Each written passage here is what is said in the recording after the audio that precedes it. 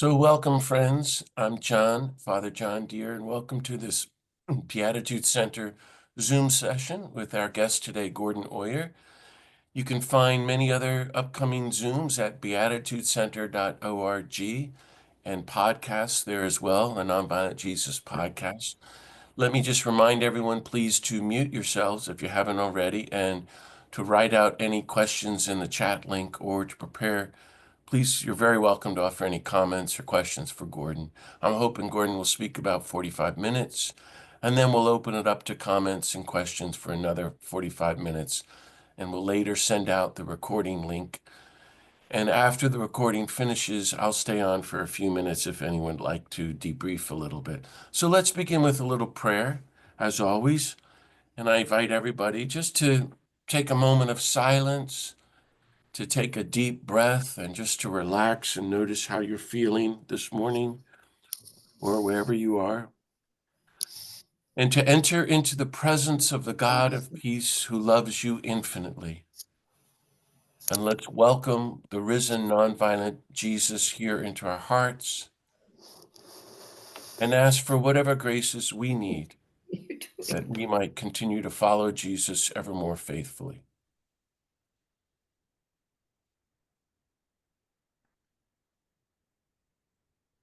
Beloved God, thank you for all the blessings of life and love and peace that you give us. Be with us now as we reflect on your call to be pilgrims of hope and to spread hope like Thomas Merton and Pope Francis. Bless us, disarm us, inspire us, heal us, enlighten us, fill us with your wisdom and grace, and strengthen us to go forward in hope and do what we can through your way of gospel nonviolence, to do our part to help end violence and racism, poverty, war, injustice, executions, nuclear weapons, environmental destruction, that we might follow the nonviolent Jesus ever more faithfully on the path of peace and love, and do your will, and be the people you created us to be, your beatitude people, your holy peacemakers. We ask this mighty blessing in Jesus' name. So welcome again, dear friends. We're recording this in Easter week. It's a Holy Week for sure in 2025, just a few days after Pope Francis has died on the day of his funeral. He declared this year to be a holy year of hope. So he encouraged us to be pilgrims of hope. And that's why it's a good day to hear Gordon speaking on being cedars of hope in light of Merton, because we sure need hope, what with all the chaos in our country and the world and the climate. So it's in that spirit that we will reflect on hope with Thomas Merton as our guide. I'm really happy to introduce you to my friend Gordon Oyer from Louisville, Kentucky. A few years ago, he published a great, important Merton book called Pursuing the Spiritual Roots of Protest about Thomas Merton's 1964 famous retreat, where he invited 10 or 15 friends. They called it the Spiritual Roots of Protest for a few days, and it had a really big impact on everybody, including the Berrigans and A.J. Musty and John Howard Yoder and Jim Forrest and many other people. Today, Gordon will reflect on his most recent book called Signs of Hope, Thomas Merton's Letters on Peace, Race, and Ecology. I hope you can all see it here, and I hope you can all get it. It's going to talk about Merton's insights and wisdom into seeding hope during the precarious times that Merton lived through, of total war and the nuclear threat and racism and all the turmoil of his life, which applies, of course, to our own lives because things have only gotten worse. And as Gordon will say, that Merton doesn't offer naive optimism for sunny outcomes, but really taking a good look in a spirit of hope at the reality of our time, but grounding ourselves and making a deep connection to God and one another as we go and do what we can. So Gordon has an MA in history from the University of Illinois, Urbana-Champaign, is now retired from his career as an administrator with the University of Illinois system. Prior to these two great books on Merton, Gordon focused on various historical aspects of the Mennonite tradition, including serving for 6 years as editor of the Illinois Mennonite Heritage Quarterly. So, friends, wherever you are, please join me in giving me a big warm welcome to Gordon. Gordon, you're among friends here. Well, happy to hear and learn from you. So, you're very welcome. Well, thank you very much, John, for that nice introduction and for the opening prayer, and for inviting me to participate on your program today. And while I have this public opportunity, I wanted to also say thanks to you for the way that you have supported me and my work in the past. John wrote the afterword to that first book on Merton that he mentioned, and he also provided some helpful feedback on the second one that I'm talking about today. And another thing that I appreciate about John and his program here is the way that he has included various people like Larry Rasmussen and Elizabeth Johnson and others like that who have offered us sort of an expanded view of understanding of nonviolence that folds in the non-human world as well as the human world in terms of our understanding of nonviolence. And also wanted to mention give another nod as well to Pope Francis, and to invoke his memory briefly as someone who also, I think, had a pretty broadened understanding of what nonviolence was all about. And as I'm sure several of you, many of you know, when Francis addressed the U.S. Congress back in 2015, he mentioned Merton, and he referred to him as someone who challenged the certitude of his time. And that particular aspect of Merton captures something that I hope I want to try to convey a little bit of today as well. In fact, I think that's a trait that Francis had himself. I think Francis did a good job of challenging certitudes. And I'm thinking in particular of his famous encyclical Laudato Si. And in that encyclical, Francis also addressed things like technology and economics and ecology that mirror, I think, a lot of things that Merton also had to say, and things that I'm going to try to highlight and bring out a little bit today as well. And I have some slides that I want to work through as I present this. And if you'll bear with me, I'm not exactly a pro at this. Does that look okay? Can everybody see that? Okay. Yeah. So today, what I want to do is to focus mostly on material from the third section of this book, Signs of Hope. And that third section I titled Revisioning a Fragmented World. And to revision our world, I think that we first need to clearly see what now is. And to me, Merton was a master at probing some of the illusions that prop up our world as he pursued a better grounding for our life together within it. And so today I want to build on some of his insights that I think can help also penetrate some of today's illusions that we're facing. But before I do that, I want to sketch some of the core ideas that frame the book, and do that by looking at some of the words that are in the title of the book. And so the first word to look at would be signs. And signs in this case do not refer to particular situations or to events that are out there or that are in our times that signal hope back to us. In this usage, signs refer to Merton's letters as themselves signs of hope. As a cloistered monk in the 1960s, Merton's letters, especially as he later retreated into a hermitage later in his life, those letters were vital to Merton. And so viewing them as far-reaching signs points to how they anchored powerful relationships that in turn spread and then gathered seeds of hope that enabled them then, and now us as we review them, to envision and to pursue a better world. I borrowed this particular use of the word signs from the late Bill Apple's book on Merton's interfaith letters, which was signs of peace.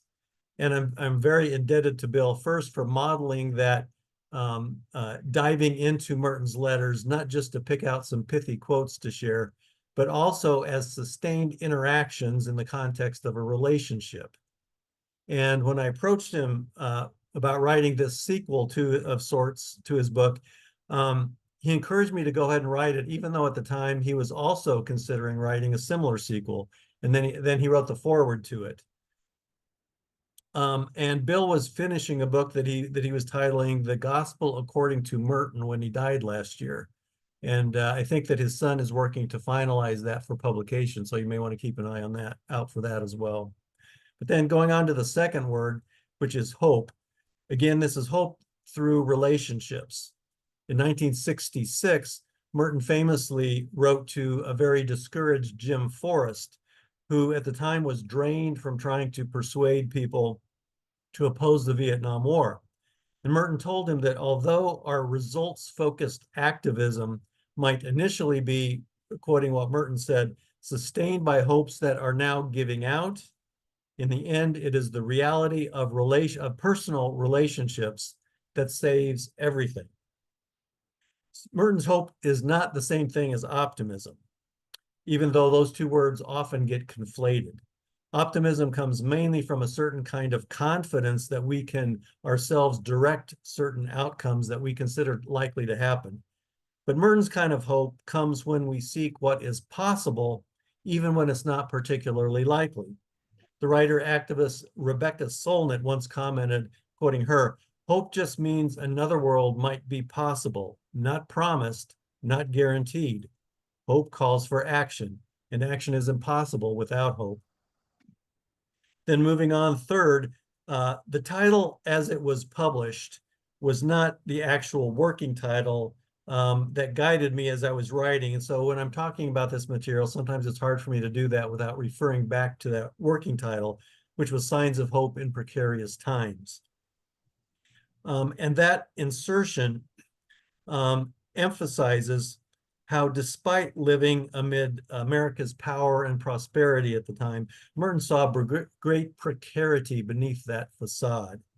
And though some of his comments can now seem somewhat dated, many of the cultural trends that he saw then are still operating now. And I think that that remains true, despite what some people may point to as more postmodern trends that may be appearing. And I'm going to expand more on this later on, but what I'm trying to contend here is that we still share some basic continuities with Merton's era that he observed just at earlier stages. And Merton's work, I think, penetrated those trends to give him some insight into paths that we are still continuing on now, which makes a lot of his social concerns writing still very relevant. And then fourth, my original working subtitle was Thomas Merton's Letters on Social Transformation. And that particular phrase shows Merton's desire to address our common social life as something of an interwoven web, something that reverberates across many different individual concerns.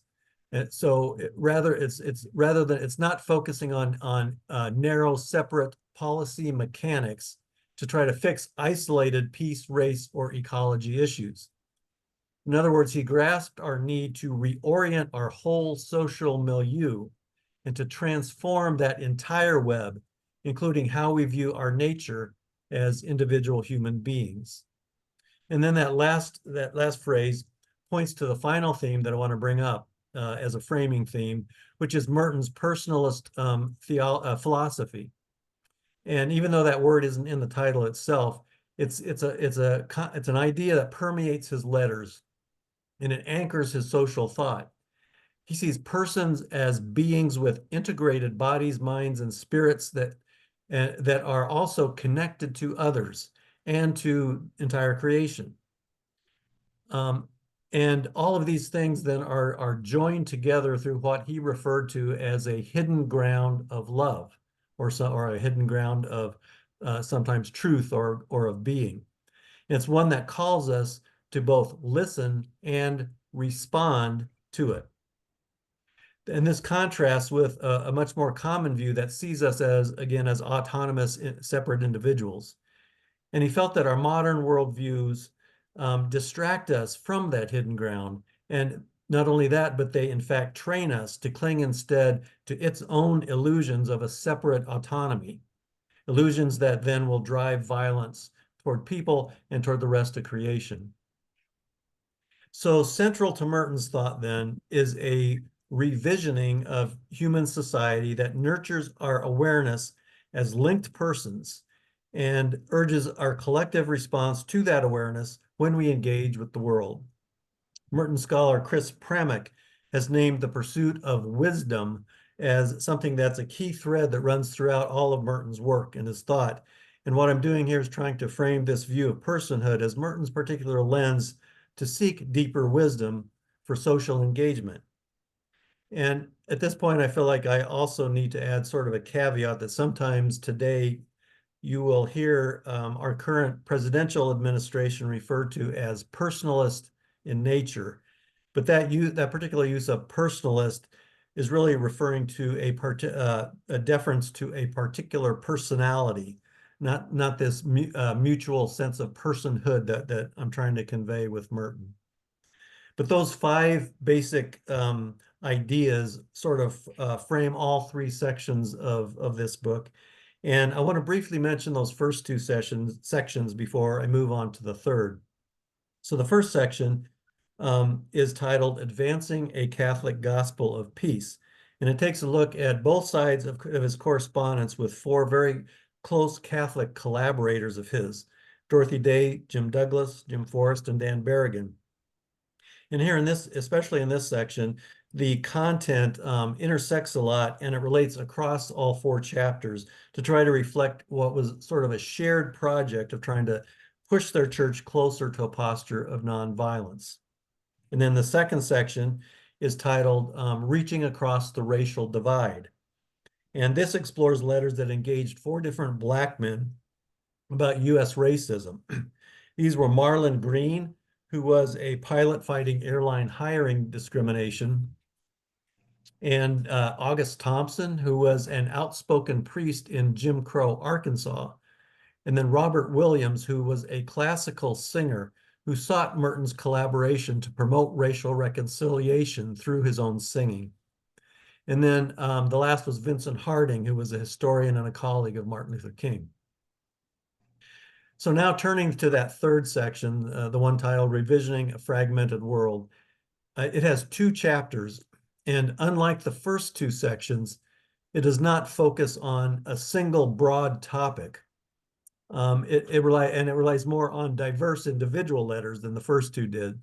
But it most explicitly, I believe, addresses that theme of transformation that I mentioned earlier. And it taps deeper into Merton's views on some underlying paradigms that our post-Enlightenment era takes for granted, and which then in turn supports that spectrum of violence that our modern societies experience. And various modern writers have noted how fragmentation identifies sort of a key feature of our modern West. And that alludes to how we tend to isolate and break things down into their components, and then we try to reconstruct or reassemble them into more uniform and standardized categories to try to better control and to manage them. So for example, in science, we break down the material world into ever smaller elements and compounds and life forms, and then we try to rearrange them in new ways. And then with our modern nation states that we formed by hardening what were fluid frontiers into rigid and arbitrary borders, we function less as persons who are integrated within a local community or a place, and more as autonomous citizens with very strong national loyalties. And also in industry, we break things down and we standardize them and mechanize them into work methods to try to transform what were once self-sufficient craftsmen into more uniformly trained cogs that perform identical repetitive tasks in things like assembly lines, or maybe more lately in things like global sales and warehousing and distribution networks. That process has definitely greatly expanded our knowledge, and it has enhanced our material lives to benefit human health and welfare in many ways. But at the same time, it has also added some new psychic costs that fragment our own sense of self and personhood and belonging, much like this Picasso painting portrays. Thomas Merton did not frame our world exactly the way I just attempted to, but he did recognize many of these dynamics, the toll that they take, and the violence that it does to our sense of personhood. And he did not advocate going back to some pre-modern way of life, but he did urge us to regain our sense as whole persons within and beyond our modern fragmented context. And that insight also became clear in some of his more spiritual writings on regaining our true self through the masks of a false self that our culture trains us to wear. And I've organized what follows a little bit differently than the book presents it. But I'm first going to discuss a couple of intertwined social forces that Merton discussed. And these are forces that team up and work together to help to drive our modern Western society, their technology and our economic system. And then I'm going to mention two different realms where Merton saw these forces at work. In the ways that we communicate and in ecology. And after that, I'm going to discuss some places where Merton looked for alternatives to these technological and economic priorities. And then I'm going to close by recapping a set of exchanges that, at least to me, I think brings a lot of these different themes together pretty well. And so turning to the first driving force of modern life, technology. Merton said some pretty harsh things about it. And many, because of that, tended to write him off as sort of a reactionary Luddite kind of person. But I believe that's a very superficial reading of him. Because he also mentioned its benefits, and he also conceded that no, we simply can't undo it, or we can't simply undo it.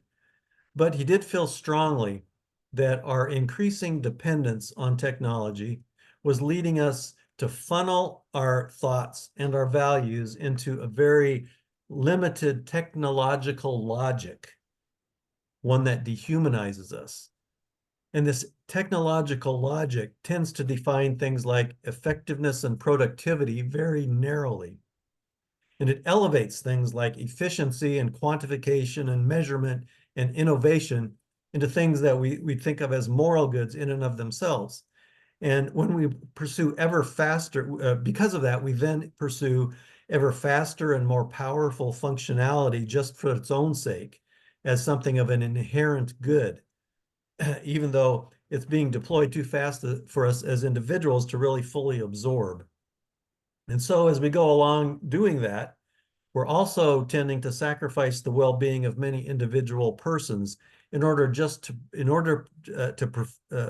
pursue those self-justifying objectives.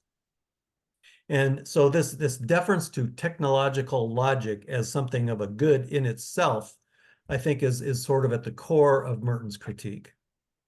And as one example of the way Merton expressed this, he wrote to the theologian Rosemary Radford Ruether that technology, quoting Merton, is not evil, but it is not beyond all criticism either.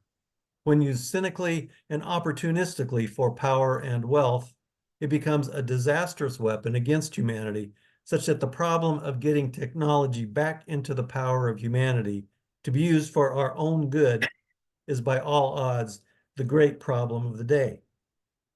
And he penned one of his more comprehensive responses to critics of his views on technology in a 1967 Lenten circular letter to some of his friends. And in that letter, he mainly questioned what he called, quoting from it, the universal myth that technology infallibly makes everything better for everybody in every way. And he went on to note how things like new drugs can cure disease for people, even though at the same time our society is letting them starve. And then he added this: technology has given us the means to alleviate human misery, but the profit system makes it practically impossible to use the means effectively. So to me, anyway, these are not just archaic comments from some bygone era. They capture, I think, fundamental features that still continue to drive our world, as debates over AI deployment and cryptocurrency demonstrate, and as a Silicon Valley mindset now runs rampant through the US government under some dubious quest for a narrowly defined efficiency. Those references to technology in service to wealth and the profit system point again then to that second intertwined driving force, our economic systems, particularly the West's version of a profit-driven capitalism and our quest for personal wealth accumulation. I didn't mention this in the I did mention this in the book's postscript, but I didn't examine it closely in the book itself. But I did later address it in a conference paper that I'm going to draw from next. Um, and thankfully, there's an economist teaching at Babson College named Megan Way, who's currently exploring this topic further. And I believe she's going to be giving a Tuesdays with Merton presentation on it at some point that you may want to watch for. But Merton did not really systematically address economics in isolated, dedicated essays devoted just to the topic. But he mentions it across many, many of his writings. And when he does this, he's often linking them to his thoughts on technology and militarism and ecology. And they also emerge in some of his comments regarding racism, including several pages in his classic essay on race called Letters to a White Liberal. And just one example from that essay reads like this: what we are really interested in is not persons, but profits. Our society is organized first and foremost with a view to business. And whenever we run into the choice between the rights of a human person and the advantage of a profit-making organization, the rights of the person will have a difficulty getting a hearing. Merton could not foresee that our own Supreme Court would eventually define corporations to actually be persons with the rights of a person. But a personal favorite quote of mine on this topic comes from a journal that he wrote in December of 1957, even before his famed Fourth and Walnut Epiphany in Louisville. And here he's responding to 1 John 3:17 as he was preparing a conference for his novices. And he copied and underlined the passage into his journal. And it reads like this: he that hath the substance of the world and shall see his brother in need and shall shut up his bowels from him, how doth the charity of God abide in him? And he then spends almost 2 pages reflecting on that. And I'm going to mention just bits of that, but it's worth going back and looking up the whole and reading the whole entry if you have access to that. But he notes questions like this: is it possible in a capitalist economy to live up to the doctrine of this epistle? And then he goes on to assert that our global economic structure is something that leaves us responsible as brothers for the well-being of those in countries that we're doing business with. And then here's another question that he asked, quoting Merton: is Marx right in saying that the capitalist world does not and cannot seek an honest answer? And he answered that question: I'm bound to agree with him. Merton felt that those kinds of questions actually aligned with his own contemplative vocation. And he commented in this passage that until my contemplation is liberated from its limitations, I cannot be a man of God, because I cannot live in the truth, which is the first essential for being a man of God. So this linking of New Testament scripture and contemplation on the one hand to our economic interactions on the other strikes me as a very powerful insight into how our material and our spiritual lives intersect. which is really, in many ways, a sharp contrast to how we typically parse them out into unrelated realms often today. Excuse me a minute.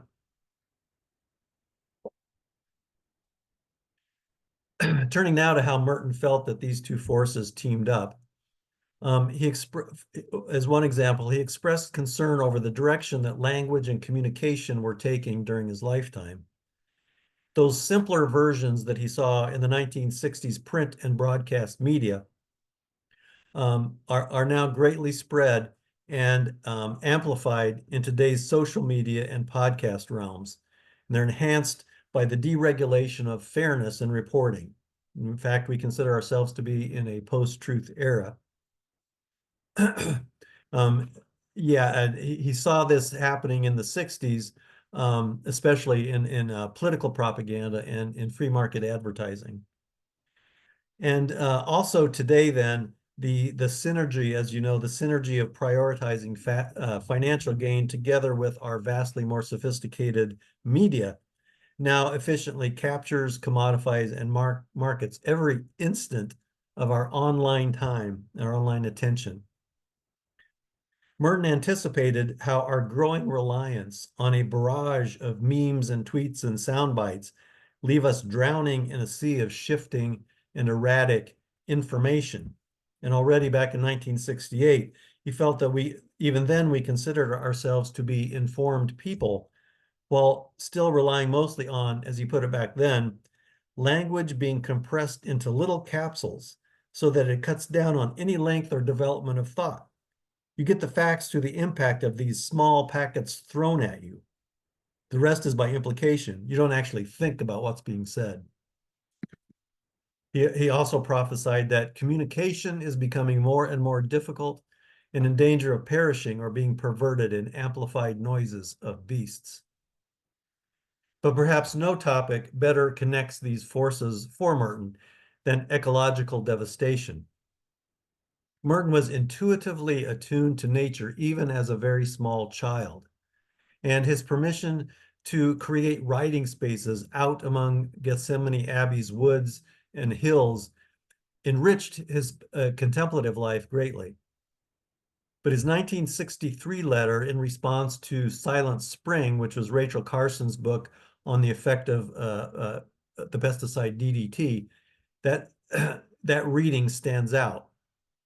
Monica Weiss's study of his environmental vision suggests that Carson sparked what she called an ecological epiphany for him. He sought dialogue with her in a letter, but she failed to reply before her death 15 months later. Yet this letter in which he's reaching out to her shows how already in early 1963, Merton connected some disturbing dots that even today many people fail or perhaps simply refuse to connect, even though their connection has now become blatantly obvious. He shares with Carson how Silent Spring had alerted him, quoting from that letter, to a consistent pattern running through everything that we do. Every aspect of our culture, our thought, our economy, our whole way of life. And he said that that pattern portrayed, as he put it, a superficial optimism about ourselves and the thought processes of materialistic affluence. For him, the toxic environmental destruction that Carson exposed reflects exactly the same kind of logic as the problem of nuclear war. Merton failed to expand very much on this topic over his next 4 years, but he explicitly engaged it during his final year. In a December 1967 letter, he listed out his main topics of interest as being peace, for one, religious wisdom and experience, contemplation, mysticism. But then he closed that list by adding this: questions related to ecology and the disturbance of ecology by ill-balanced use of technology. The main catalyst at that time for this renewed focus include reading Roderick Nash's study of wilderness in the American mind, as well as several different anthropological accounts of indigenous peoples. He also expressed this revised focus in letters with the futurist Barbara Marx Hubbard.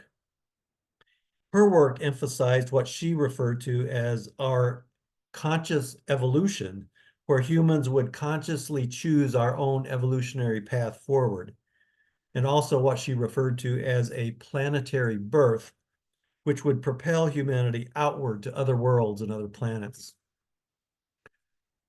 Merton's final letter to her drew from the ecologist Aldo Leopold, as he had been portrayed in that book by Roderick Nash, to promote what Merton called an ecological consciousness, where he said this: "We belong to a community of living things, and we owe our fellow members in this community the respect and honor due them." He said this precludes, quoting, emulating our living earth by careless and stupid exploitation for short-term commercial, military, and technical ends. And then he went on to joke, he said, as for space travel, he said, sorry, going back, technical ends, which will be paid for by the irreparable loss of living species and natural resources. And then he went on to joke, or he went on to say that as for space travel, he said, let's approach it with, quoting, restraint and wisdom in the way we treat the ecological. And then he joked with her that maybe they should print up buttons that read, put flower power into space. All of which suggests Merton's likely response to Elon Musk's vision for saving humanity by colonizing other planets rather than sustaining this one. So to me, these Carson and Hubbard letters show that over his last 5 years, Merton was expanding his sense of interdependent personalism beyond the human realm to also incorporate our entire ecosystem. But it wasn't enough for Merton to simply critique the momentum of these forces. He also sought some alternatives to them. Beyond medieval Catholicism and monastic thought, he looked to non-Western traditions.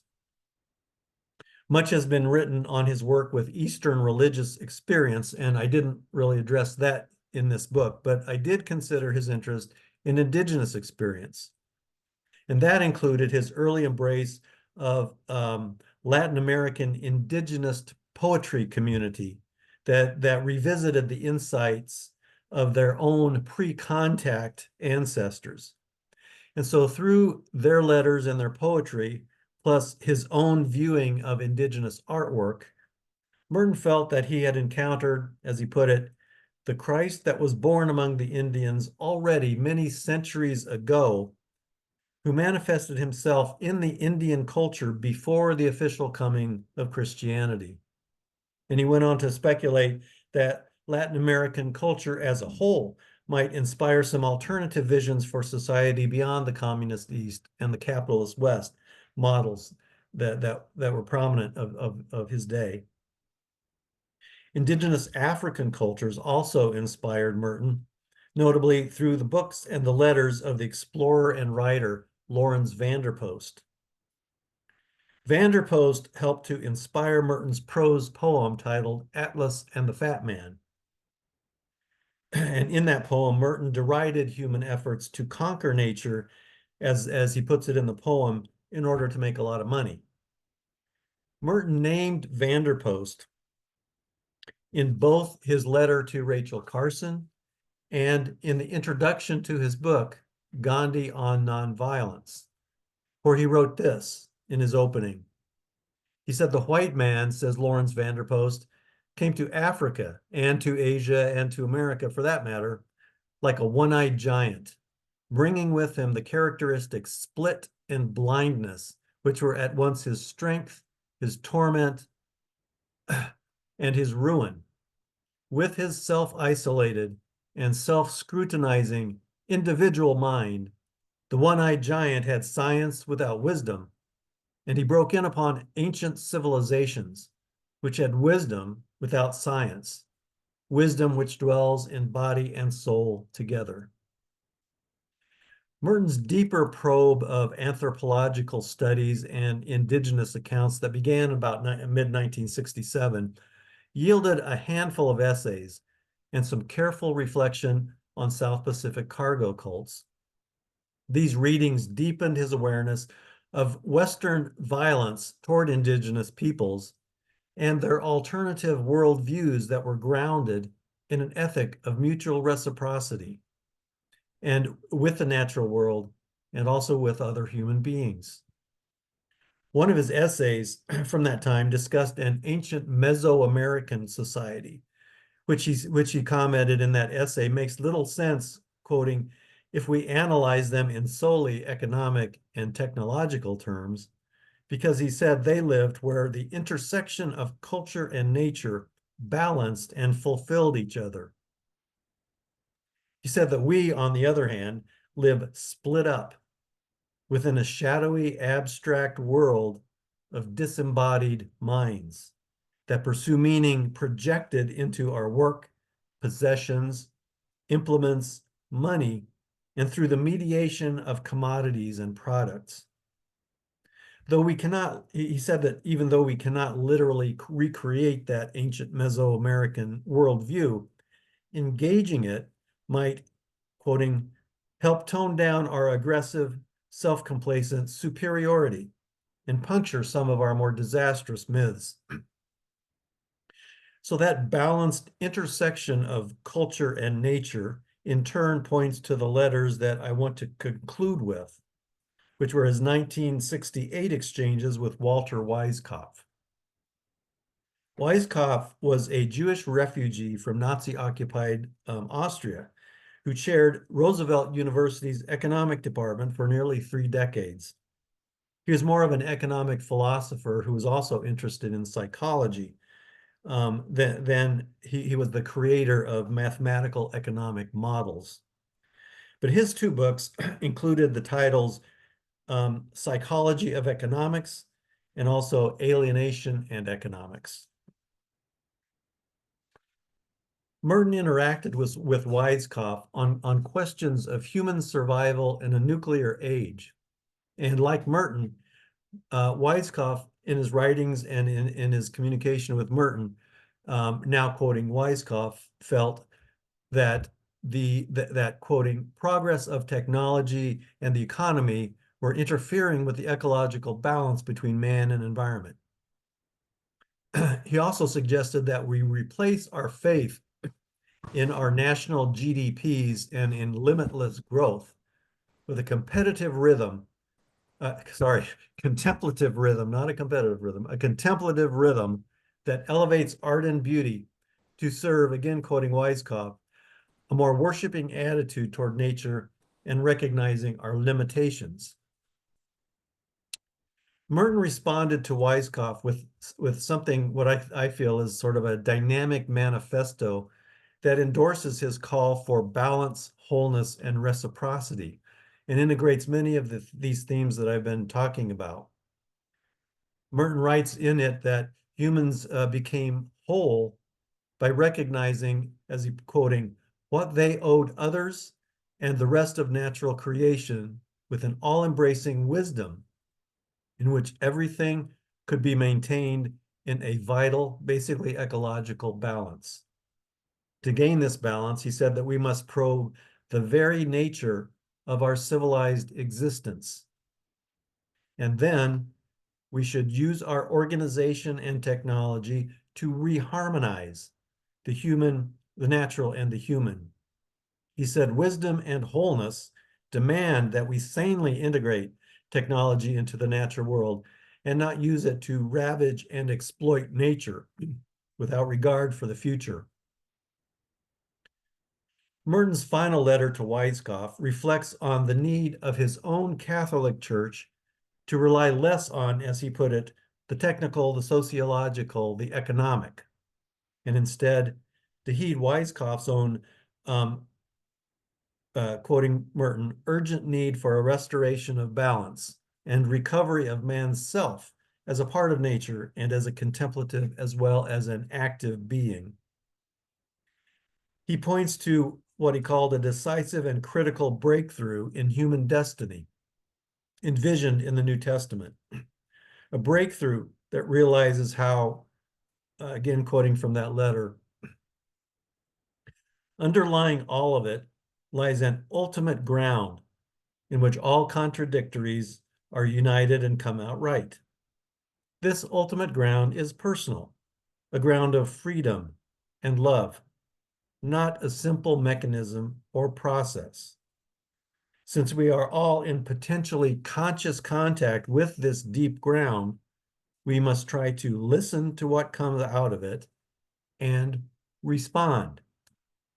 We may not be able to direct the course of history according to some preconceived plan, but we will be in harmony with the dynamics of life and history.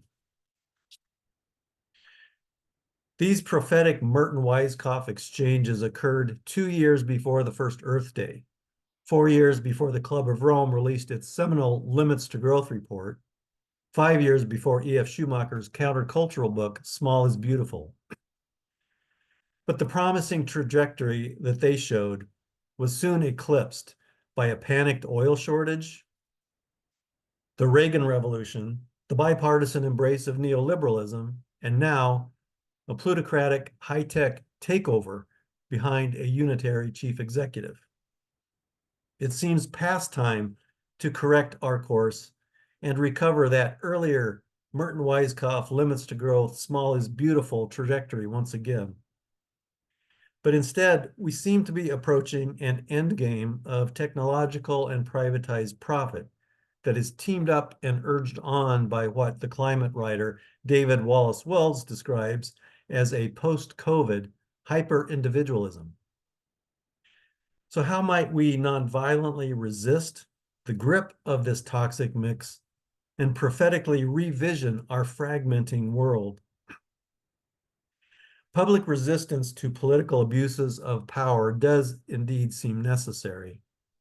But in a world where we have been conditioned to place our hope in grasping after dominating power to try to bring about change, we also need to transform our worldviews from the bottom up with visions that are grounded in relationships of balance and of reciprocity.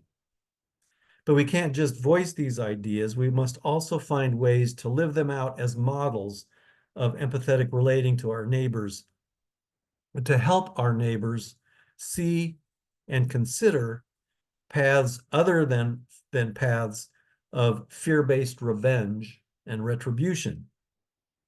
A couple of weeks ago, a friend in Louisville forwarded to me an article by Naomi Klein and Astra Taylor, which I thought brilliantly echoes at least some of the thoughts that I've presented, because they also gave a nod to the twin powers of tech and finance as drivers of the dystopia that we seem to be entering.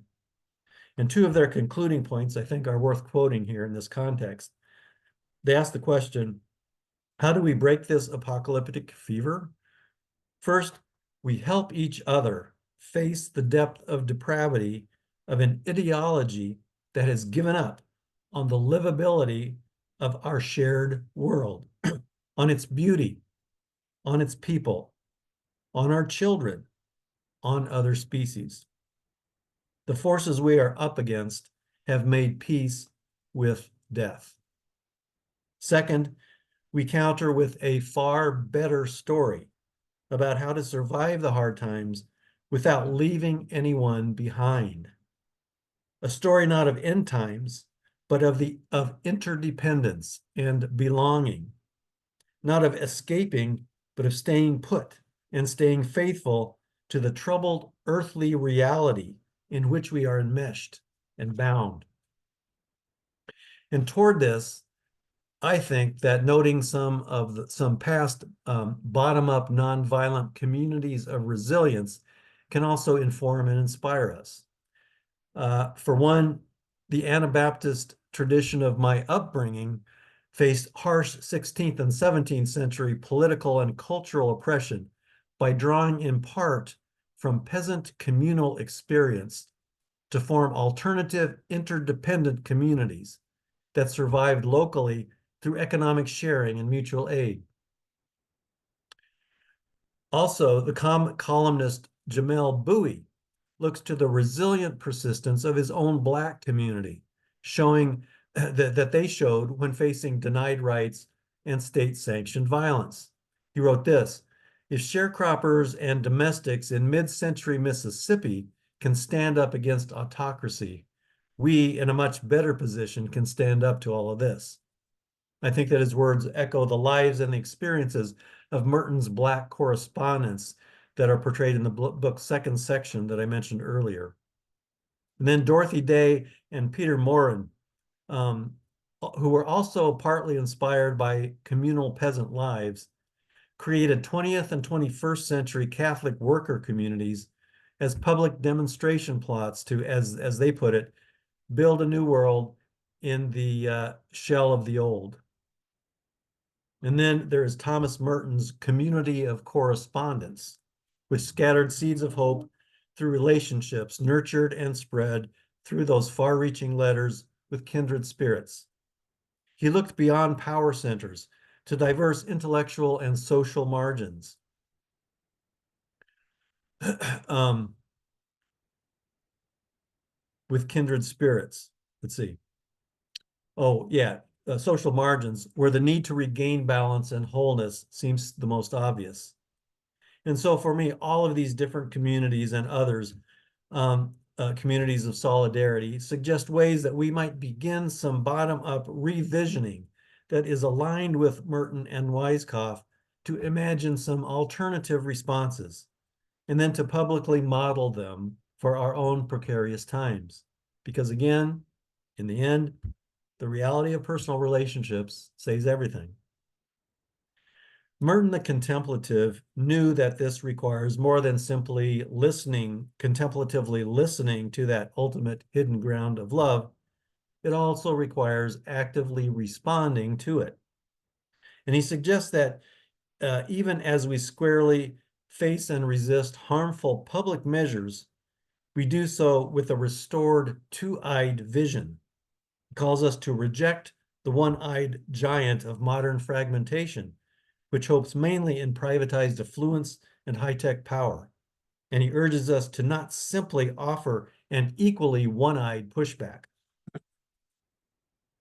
So finally, to conclude all of this, Merton's hope does not rest in some cosmic intervention that's going to come in and override and repair humanity's own chosen self-destructive habits.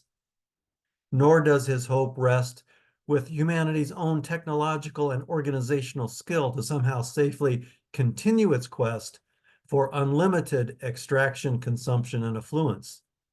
Rather, it rests with our choice to consciously listen to a ground of love that holds together our complex relationships on all levels, and then respond to it, both personally and communally. In doing so, we might nurture some kindred relationships that will then transform social perceptions from the bottom up, even as we also confront top-down abuses. We might begin to unveil the illusions that are driving those self-destructive habits and to mend the sharp-edged fragments into which they are now shattering us. His is a hope in our capacity to recalibrate our place as human beings with all of our relationships. A hope that nudges us closer to a harmonizing balance with all members of our planetary home, and therefore to the kingdom of God that was inaugurated by the nonviolent Jesus. And that concludes what I have to say. Thank you very much. Wow, thank you so much for your thoughtful and serious, yes, a round of applause to Gordon. That was beautiful and thoughtful and deep and profound, and we're all grateful. And I want to hear what people have to say, any reactions and comments. Um, I've been studying Merton for so long, and I guess we can it's almost like there's infinite stuff to study with him, huh, Gordon? Yeah. And you focused on things I've not heard people talk about in Merton before.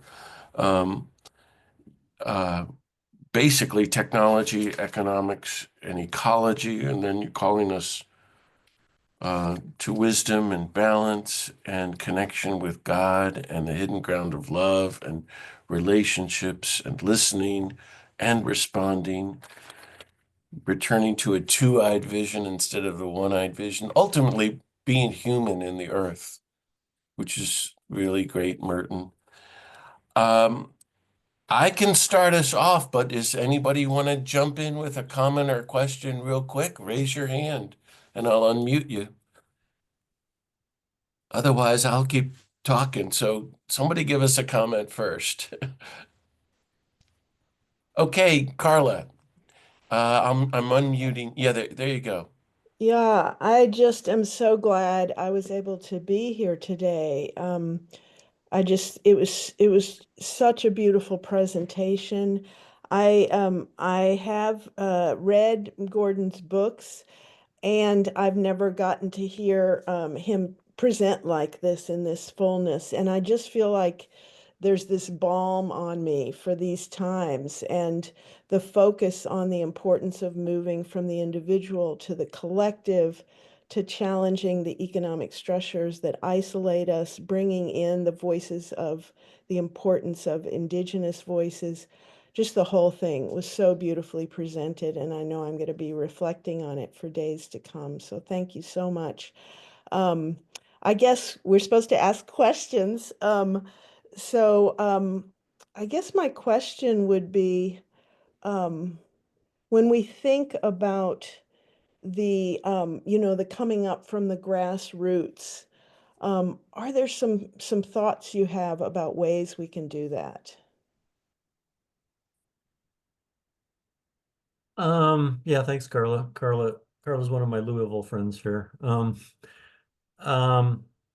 and Carla has she's a renowned organizer as well, and so I'm sure has much better thoughts than I could offer. Um, but yeah, it honestly,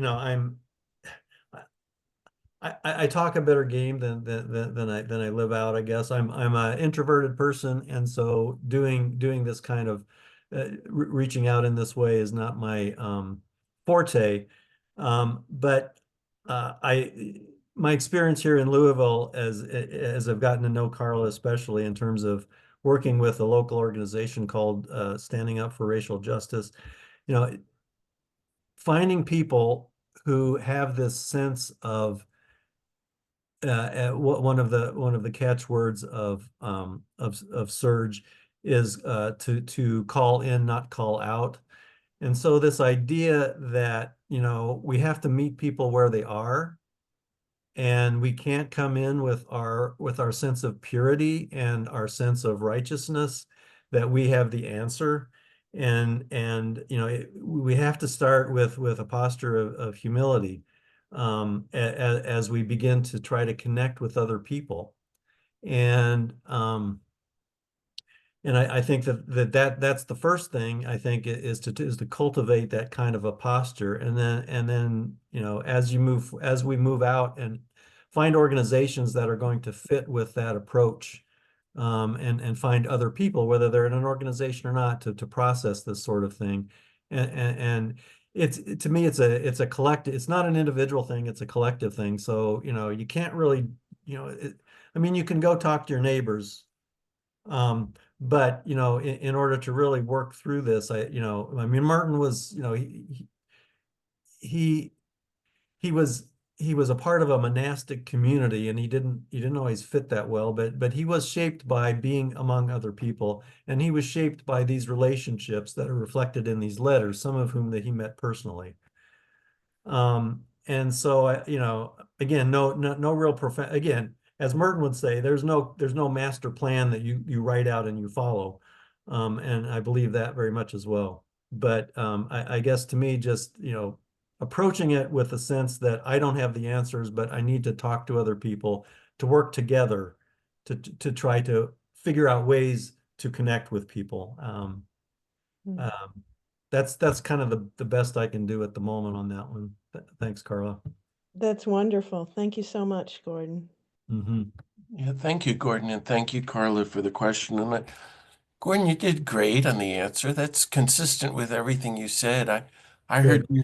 you. I mean, basically, we're talking about doing what Merton did. He's a monk and he's communicating with all these brilliant people around the world, Mhm. with typing out old letters on an old machine. But we can reach out to all kinds of people.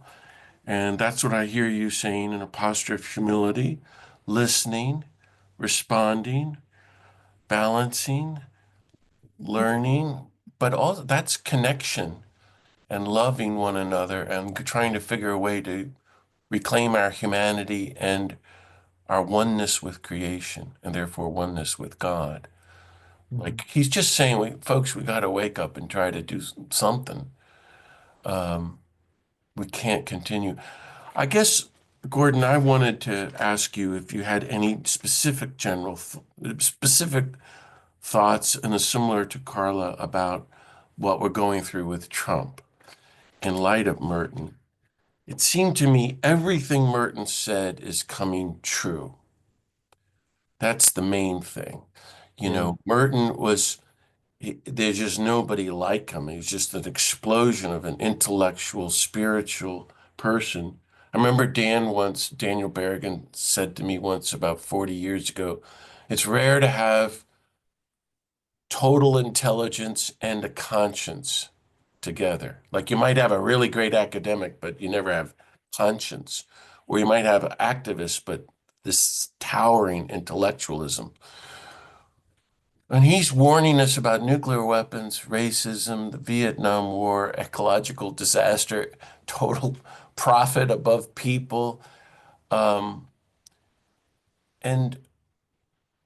technology, and really fascism and authoritarianism was all there, and it's all played out. We could see it under Reagan, and we could see it under Bush, and then George W. Bush, and now we're in it under Trump. And as you're gathering your thoughts, I think Merton is saying very basic things. He'd still be saying this basic stuff: simplify, build community, reach out, relationships. That's how we be human. Um, be contemplatives, listen to God and seek God, be one with Mother Earth as we're in the midst of destroying her. So what do you think? Anything specific in terms of responding to the really bad news that's happening day after day? Yeah. Well, yeah, I mean,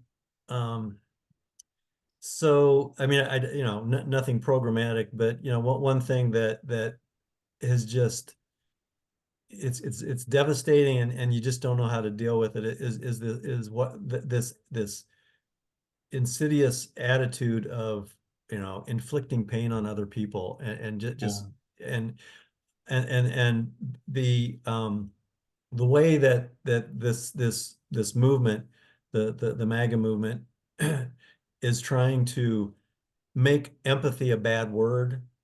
Um, Mhm.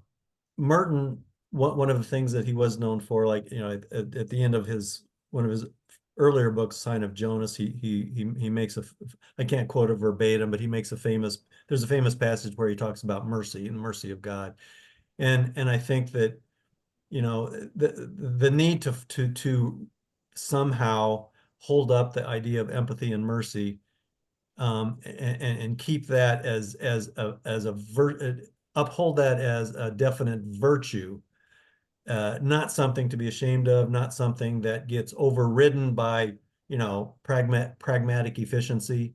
Um, I think that's one of the things that sort of permeates at least my sense of Merton, that and the personhood, the ability to approach people just as recognizing the value of whoever that is that's in front of us. Um, those kinds of ways of and that's what sort of why I'm talking about a bottom up thing, because the scariest thing, or one of the really scary things about this election, I mean, the vast numbers of people who, whatever you think of Harris and Biden, the vast number of people who somehow thought that the stuff that was being spewed out was a better alternative to that, to me, scares me. And as I mentioned, some people feel like in post-COVID, we got so isolated that we forgot that sort of affected how we look at other people. It trained us to look at other people as potential threats, and that has tended to continue to grow and sort of in the back of in our subconscious. And so now we're out there looking for threats. And so, to me, Merton calls us to find ways to personally and then model, as I tried to say, and encourage other people to look at the people around us with mercy, with empathy, and not as threats, and as, as people that we are connected with, through that hidden ground that connects everything. Um, that's I don't know if that's what you're looking for, John, but that's kind of what's coming to mind. It's wonderful. You're calling us, you're reminding us that Merton, in a sense, had a vision of empathy and mercy for the whole Mhm. human race, and we can live that out. And he was living it out in these letters. You see it. It's just words to help us, you know. That's why I keep using the word nonviolence, which will, first of all, mean do no harm. Don't participate in cruelty or the ongoing cruelty and inhumanity we're witnessing, but then compassion and universal love. And this is the calling of God. Um, but it's all, he's such a genius. And we're just living through such stupidity and insanity and cruelty and harm, and has nothing to do with God or love or empathy or mercy. The quote, I can recite it from the last sentence of The Sign of Jonas. God is talking to Merton, and God says, how have you caught sight of me, my son? Mercy within mercy within mercy. And I remember it because Joan Chittister's colleague, our friend Mary Lou Kalnacki, thought that was the greatest description of God ever written. Mercy within mercy within mercy. That she said that in 1984, and I never forgot it. Wow, are we far from mercy within mercy in the politics and economics of mercy? Um, so uh, I love all of this. I can't. I want a plan, Gordon. I want you to give me a good 5-year plan, which is the Yeah, whole but see, problem. yeah, the ghost of Merton would haunt me if I tried to do that. Yeah, I know. And the ghost of Dan Bergen is haunting me because I think he was Merton's best friend, and they were radically opposed to any talk like that. And Dan would say, he and Merton were so similar, just be human, be contemplative and kind and thoughtful and do what you can. Dan was very big. I hear it in your language about Merton, about being modest, which Mhm. was a great phrase from Albert Camus that they used to talk about. Um, Albert Camus Yeah, said, the problem with the world is we forgot to be modest, or yeah, we, the white super yeah. humans, that we were talking about. Yeah, John, you remember one of Merton's most probably famous essays on nonviolence. He titled "Blessed Are the Meek," and Amazing. yeah, and that essay is sort of, it sort of picks up and applies that idea, I think, to nonviolence. So anyway, Yeah, that just popped into my head when you're talking about that. So wonderful. Other comments, questions, thoughts, reflections? Yes, Noah has Lorraine, her go hand ahead. And raised. Lorraine, I'll unmute you. Or see if you can unmute yourself, Lorraine. There you go. Okay, thank you very much. This is wonderful. Um, I am a blue polka dot on a purely red fabric here in Northwest Florida. And I feel that I have an opportunity to create some sort of activism in my work. I teach piano to about 30 children every week, and I have families coming into my home studio. Um, the vast majority that have voted for Trump and support Trump. And I am really trying to seek how to share my values about all of this in ways that will be a little effective and not offensive. Just this week, for instance, when I was giving out posters to color for Earth Day, I was taken back by how few even knew it was Earth Day. And I'm in this right now in this Zoom meeting to try to make sense of what I can do in my own small way, because I'm called to do something more and I just can't figure out how. Any help would be greatly appreciated. So you said you're in North Carolina, is that it? No, I'm in Northwest Florida. Oh, I'm in the Florida. Okay. panhandle of Florida, Oh, okay. where I'm surrounded by Trump flags and Yeah. Yeah. such. Yeah. And so I'm silent about my views, but Yeah. there has to be ways for me to Yeah. use a voice, because I am respected by these people as, you know, a teacher with compassion and love for their kids. Mm-hmm. Yeah, I mean, John will have to weigh in on this too, but you know, I get this is going to be sort of repetitive, but you know, I think that the thing that's most needed, and I don't, again, I don't have a blueprint for it, but as you know, interacting with the people around us who think differently than us, but interacting to voice and to model that compassion, I think that goes a lot further than we realize because, you know, you know, we our world is very, I mean, our society is very pragmatic and we want to be able to measure, you know, see and measure stuff that happens. And I think for me, some of my readings from Merton is that that's not necessarily the way things always happen, that there's a lot going on that you can't measure and you can't really see, but the effects come out later. One of the at the 1964 retreat, one of the metaphors that they used for hope was the way that, you know, water that you see going in the ground, you know, up on the mountainside somehow later comes bubbling up in a spring in the desert. You know, and so, you know, we're not really in control of, you know, in the social realm, we're not fully in control of outcomes. And so letting go of those outcomes, but putting yourself out there just in day-to-day stuff, I think in this culture is a really important thing to do. John, what would you have to say? Thank you, Gordon. All Thank you. that's great. Well, you know the answer already, Lorraine. I mean, for one thing, like Merton did, he's just using really simple words, even on all that intellectual language and discourse Gordon just laid out. But words like, well, the ones we just heard: empathy, mercy, compassion, nonviolence, love. First of all, with all your students, I would be sowing seeds of hope and revolution. Hey, we're meant to love everyone. Be totally nonviolent. I've always done this all my life to everybody I've been with, and say, look, you can really be nonviolent, and that's the way to be happy and love everybody and always side with the poor and try to be of help. And by the way, give your life to God. So if you're a teacher, you can get away with that.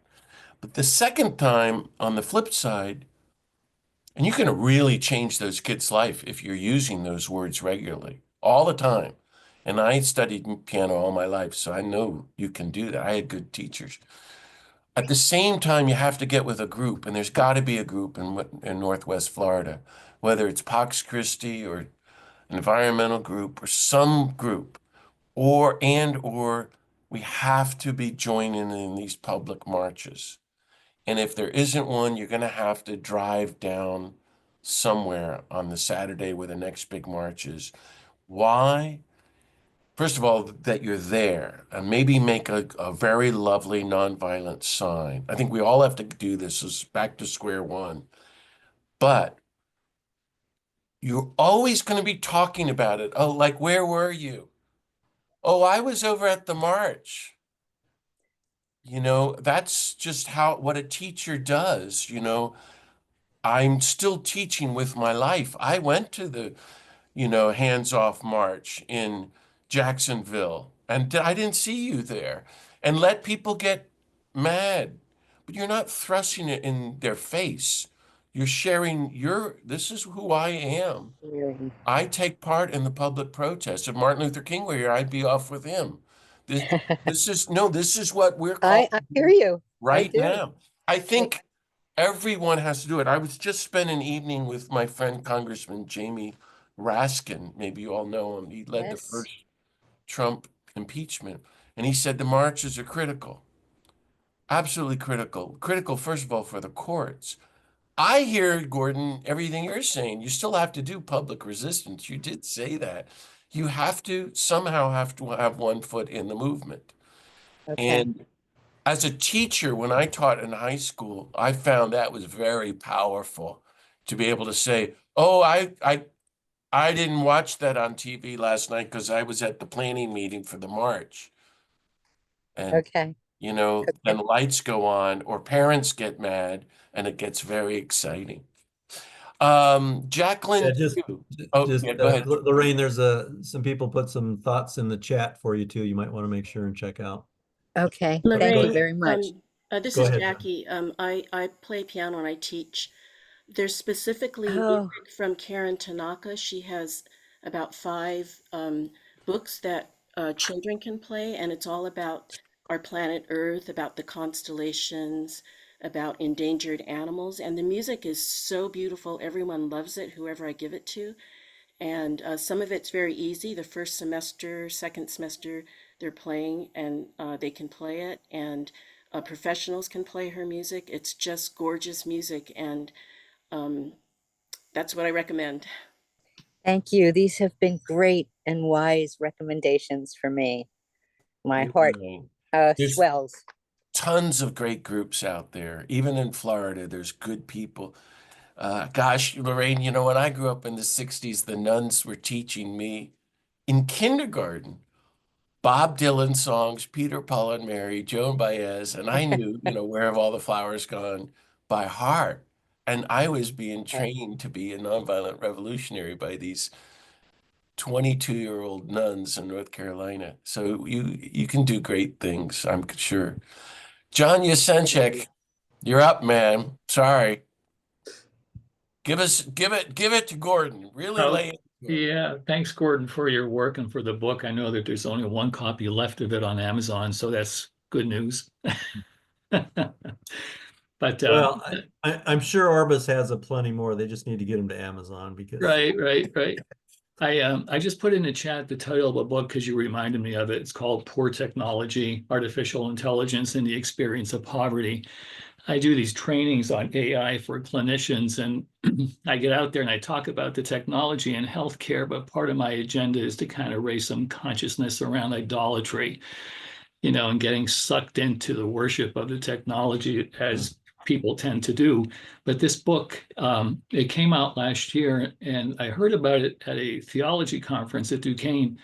And he addresses the upward economic, billionaire class, the movement of the money that's earned through AI moving to the top, as well as the bias data entry. I mean, it's really, really interesting, but it touches on the impact of AI on people who are marginalized and who don't have access and whose data is not being entered into the system. So I just wanted to mention that. And then this morning, I spent some time with some of my native friends. We watched a movie called Common Ground on regenerative agriculture. And your talk today just kind of tied things together for me today. So I really appreciate it. It was a great movie, really inspiring. thank you. Thanks for sharing that. Yeah. Any other thoughts, comments? Gordon, it's just so amazing, isn't Merton? He died at what, 53? He's Mhm. living alone in the woods. He's spending 7 hours a day in prayer and singing. And he wrote all those books, and he has something wise to say about everything. And we're still unpacking all of this. Um, but, it's such a simple invitation, too, with his own life to be human and surrender to God, really to try to be one with God. His outreach, I read somewhere he had 1,500 people he was in active, regular correspondence with, including Boris Pasternak. It just boggles the mind. And he wrote 100 books. Um, but so reaching out in friendship and relationships, but then really addressing the world. Mhm. Tell us more about this thing that you said, and it's somewhere in the book, and I can't remember exactly how it goes, um, but I put it in the promotion of this, that he was not a naive optimism, but really looking at the reality of the world. And I think a lot of us, me included, would much prefer the naive optimism, or at least just not to look at reality. We're not going to talk about he who must not be named. I don't like reading the news, but to look at the pictures of Gaza, to really study nuclear weapons, and you go down the list, the study the police brutality and racism, and study what's happening in Ukraine and Africa, um, and poverty, and just the rising fascism and authoritarianism. It's really overwhelming and depressing. Yeah, So it he's is. saying, I want to hear what you think, but as you're gathering your thoughts, I think he's saying you got to really look it in the eye, but you're doing that from having a real relationship with God, and you're not alone. You have to have outreach, loving relationships, and or community. He had all of that. He had a lot of support, even though he was a monk and then ultimately a hermit.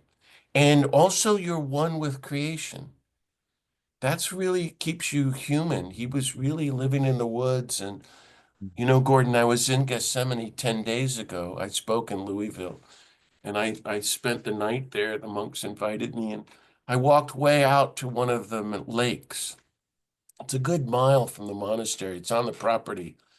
And you get lost, and it's cold, and it's woods, and it's kind of a mess. And I was going to Dom Fredericks, I think. And I sat by the water, and I found this quote later that, if you get lost and sit in the woods by the water, there's a whole other universe there. And wow, I suddenly felt it listening to the water and the trees. It was such a contemplative experience of God and creation. And Mhm. I hear Merton always calling us back to that and to each other.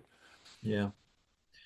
Yeah, that whole dynamic, I mean, Merton, one thing I'll say is, I guess, is that Merton could take those deep dives, I think, because he was where he was. Yeah, Those of us who have to earn our own livings and work every day in the world and things. I mean, I'm retired, so I don't, but I used to. We have to respect our capacities as well. And there's only so much that we can take in. We can't, I agree with entirely with what you said, that we can't just sweep it under the rug and ignore it. We have to somehow face it. But we also have to not get, not let ourselves get so overwhelmed by it, because as you said, it is incredibly overwhelming. And so anyway, again, returning to that sense of balance where, we had developing the capacity to open our eyes and to really see and not to delude ourselves about what's going on, but also respect our own personal, capacities. I think that's important to do that too. Um, but again, I think that, Merton felt that when that, you know, he did feel that his contemplative life and his contemplative practice enabled him to go a lot deeper and to understand better than people who don't have that capacity. And that's kind of part of what he was trying to do, is do that deep dive and report back and share that with the rest of us. So yeah, I don't know if that really addresses what you're saying or not, but it's a dilemma for me too, because I get overwhelmed too, just trying to understand what's going on out there. And then, you read just some of the horrific things that are going on, and right now, and at this moment in our country. Um, we can't just, ignore that. Um, so yeah, Well, I liked how you no more wisdom than that, I guess. no, you had said, Merton was talking about listening and responding. That's kind Yeah, of the contemplative journey is right. first of all, for God.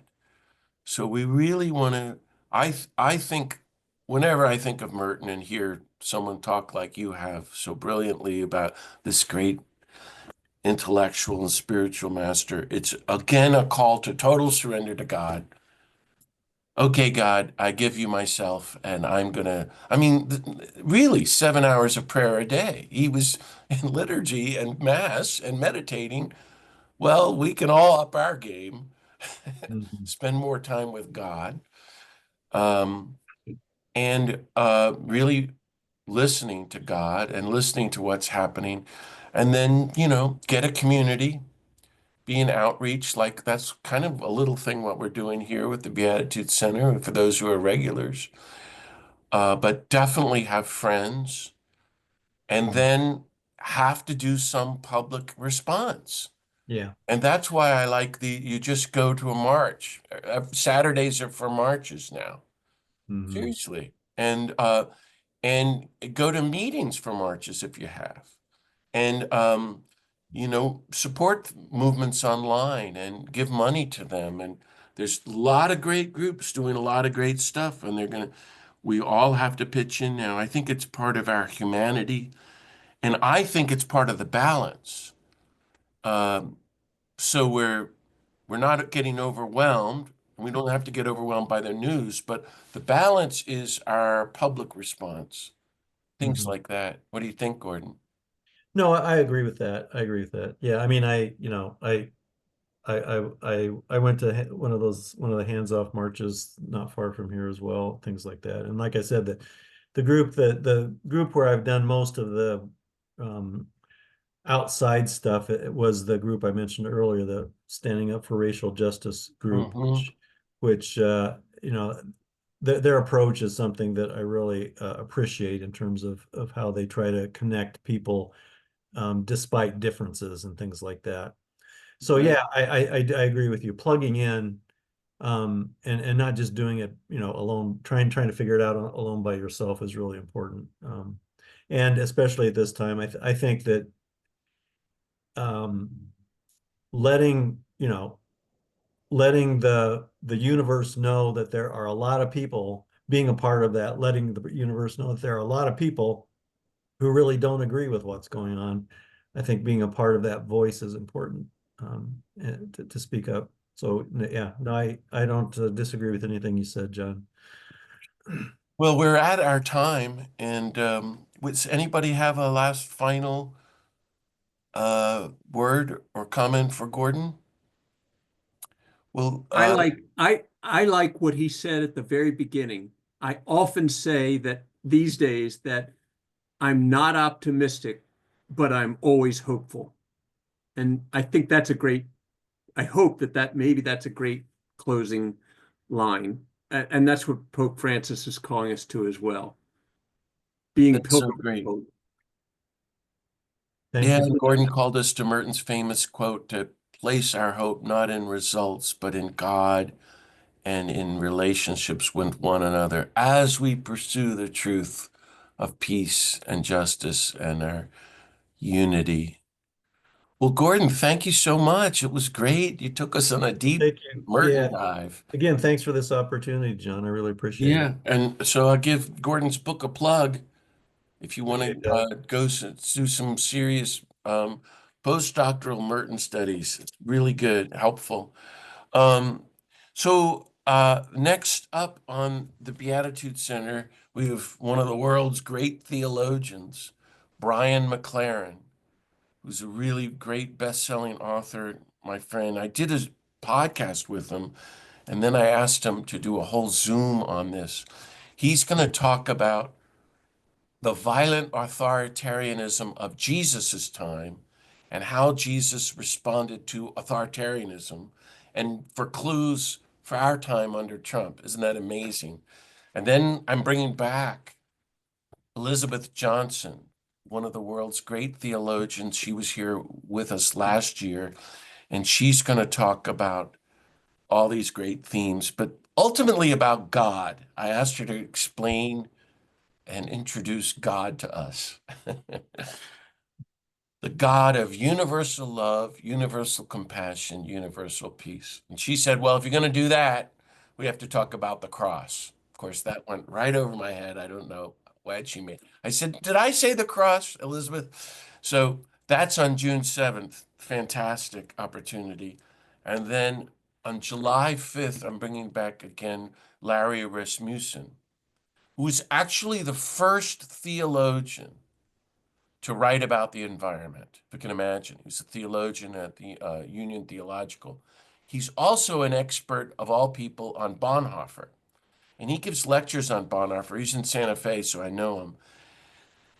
And my friends were telling me how he's been doing this sessions after church service on Sundays on Bonhoeffer, and Bonhoeffer wrote theological statement about the Nazis as organized stupidity. Those are Bonhoeffer's words, not mine. Bonhoeffer said that in the early stages of the Third Reich. So I'm asked Larry to come on and tell us what Bonhoeffer was dealing with. Isn't that powerful? I think that's on July 5th. And then on August 2nd, I'm bringing Wes Howard Brooke back, the great scripture scholar, to talk about his big mammoth 1,000-page book on the Bible, where he explains, you'll be glad to know, the entire Bible as basically God calling the human race out of empire. And if you read the entire Bible that way, it's actually incredible. And so that book came out years ago, but I wanted him to talk about that book because it's so powerful. I have many others I'm going to invite.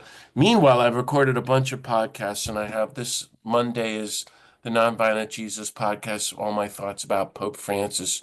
But you can read my article if you Google it. It's at wagingnonviolence.org.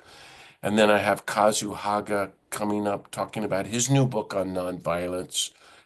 Bill McKibben, the world's leading environmentalist and activist, has done a podcast with me that's coming up, and many, many others. I'm having a senior moment and I can't remember who else.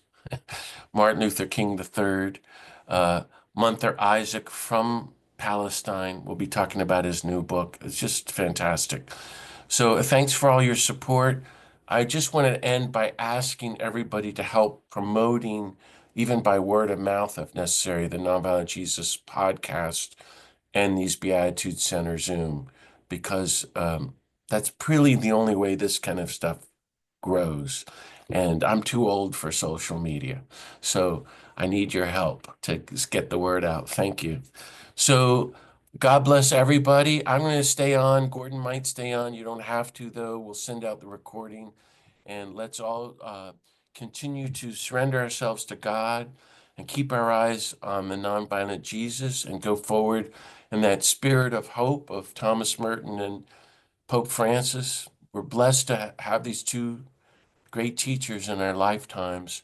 So we're not going to give up hope.